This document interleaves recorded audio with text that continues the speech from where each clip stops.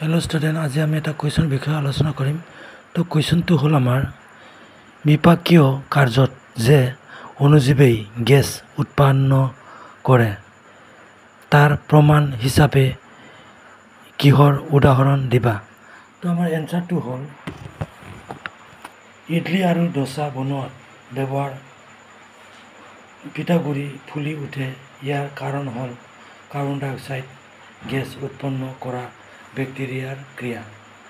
তো এনচাৰটো ধুনীয়াকৈ লিখি লওঁ এতিয়া।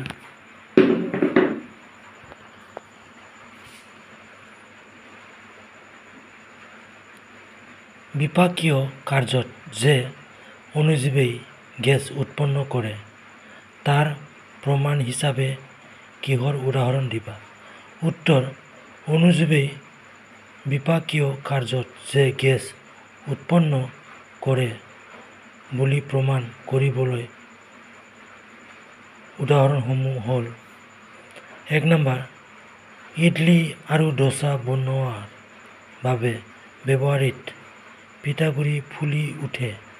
ইয়াৰ কাৰণ হ'ল কাৰ্বন ডাই অক্সাইড গেছ উৎপন্ন কৰা বেক্টেৰিয়াৰ ক্ৰিয়া। পিঠাগুড়িৰ পৰা ওলোৱা কাৰ্বন ডাই অক্সাইড গেছ পিঠাগুড়িৰ ভিতৰত আবদ্ধ হৈ পৰে, যাৰ ফলত ই ফুলি উঠে। দ্বিতীয় উদাহৰণ হ'ল আমাৰ স্লাছ ডাইজেষ্টাৰ।